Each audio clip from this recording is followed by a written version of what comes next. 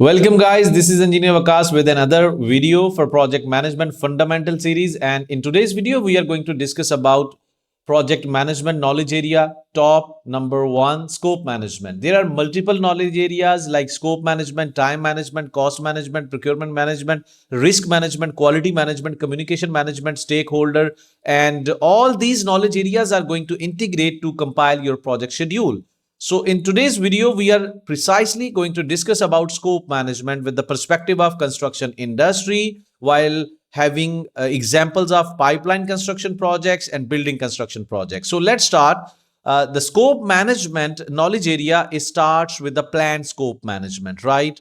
So it actually, the idea, the concept, the project management, this practice is all about to gather data about the task what we are supposed to deliver on the site area. So plan scope management, so there are complete SOPs, protocols, and standards we have to follow to collect that data. So plan scope management. So first of all, the definition is how project scope will be defined. Like first of all, we are going to focus on how, what will be the procedure there, and validated, like there are authorities who are going to validate them and then control that scope.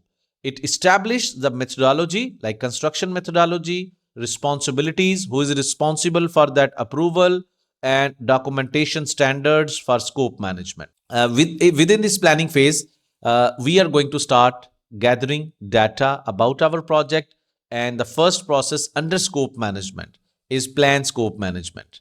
And the output documents of this process is scope management plan and requirement management plan. So as a planning engineer or project manager, for example, when we talk about pipeline construction project, what it looks like, the scope management plan. So it will include all those baseline approvals by client and consultant, change requests through formal variation order if anything is going to change. So how we are going to follow that one, and WBS structured by, first of all, we are going to make survey, then right of way, layout and marking, stringing like transportation, welding, non-destructive testing, lowering, backfilling, and then there is hydro testing, right? So these things are going to be part of scope management plan when we talk about our pipeline construction project. So what are the requirement management plans? We have to add like API 5L pipe compliance, like we have to meet that standard, ASME B31.4 design standard. If we are going to construct pipeline construction project, their ISO standards, their ASME standards, their API standards are given, which are going to meet those requirements. So 120-kilometer alignment corridor approval, like their respective engineers are going to get this approval from respective authorities. So hydro test pressure should be there as per the standard, what is written in the contract or in scope documents and all that. So this is requirement management plan to gather data, that what is the requirement at the end once we are done with that work. So we need to meet such kind of requirements. So when we talk about building construction perspective, so scope management plan, like BOQ based scope definition, every single task should be there on the basis of BOQ. IFC, issue for construction drawings as a reference baselines, design change via consultant instructions, WBS structure like substructure, superstructure, MEP, finishes, and all that. So when it comes to requirement management plan, so if the building is being constructed in UAE, Dubai municipality approval should be there, fire and life safety compliance should be there, lead requirement, right? And then there is base meant waterproofing class, right? So all these things should be there. I have just given you these examples to relate this PMP based process with your construction methodology and management as well, right? So when we talk about the second process, first one was the plan scope management. The second one is collect requirements. So we are now in this stage. When we talk about collect requirements, the process is defined by gathering stakeholder needs and project specifications. We are supposed to build that pipeline or building. We have to collect requirement by stakeholder. We have to collect that specification like API standard, like all those things which are mentioned in our requirement plan. technology, regulatory points, contractual milestones, and operational requirements like pressure ratings, temperature ratings. So all these things gonna be part of collect requirement plan. So output documents, requirement documentations, and requirement traceability matrix. So let's talk about the example when we talk about requirement documentation. So for example, our requirement is to build pipeline of 36-inch dia, and the thickness is all about 18 mm. Okay, for this pipeline, coating is 3 lpe. These are technical specifications. Burial depth is 1.2 meter minimum. Valve station every 20 kilometer.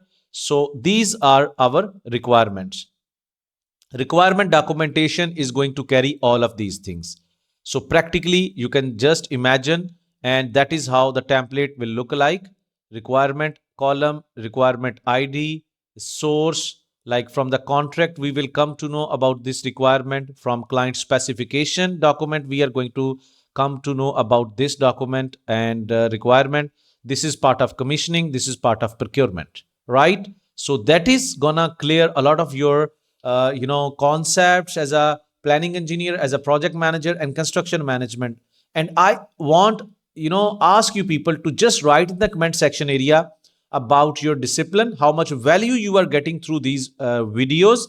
And moreover, if you want to start learning at the parallel, project planning control, complete Primavera P6, EPC planning, shutdown management, delay analysis, and claims management, so you can visit my video description, video details. There I have already tagged many Primavera P6 tutorials, complete EPC planning tutorials, shutdown tutorials. So must watch them and start your learning from now onward, right? So here, from the perspective of building construction, the requirement documentations, like there are 2 basements plus 10 floors. There is RCC grade seat 40, live lift capacity 1000 kg, HVAC capacity. So the document look like this one. See, fire rated doors, authority, procurement, C40 concrete, structural specification, and costing. Okay. So along with that one, the third process under scope management. So the third process is to, now requirements are there, okay, and scope, we are now on the spot that we have to define that scope. So define scope is the definition.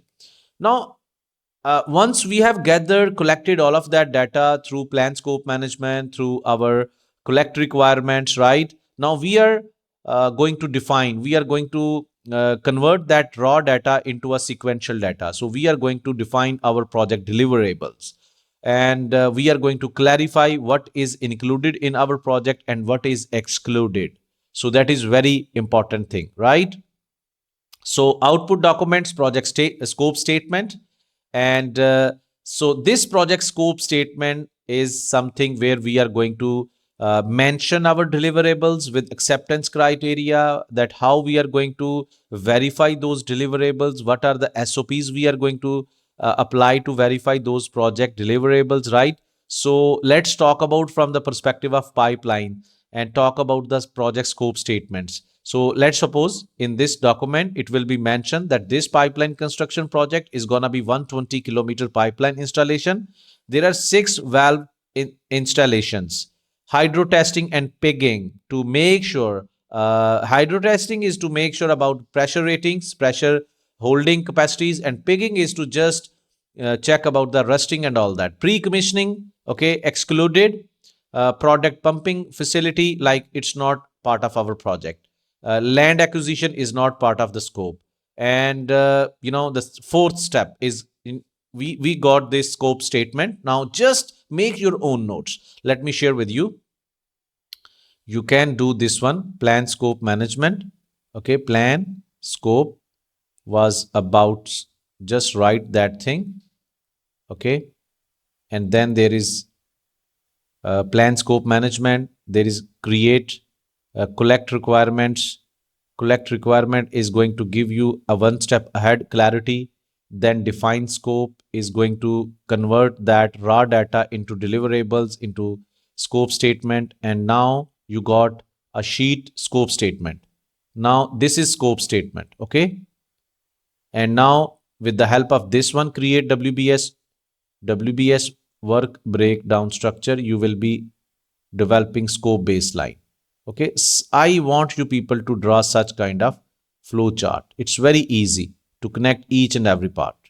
So total projects into manageable deliverables, and to make our project baseline, and output document is WBS, and WBS dictionary and scope baseline. So here you can see that WBS output are itself WBS work breakdown structure. You have to break your project scope statement into different kind of manageable deliverables.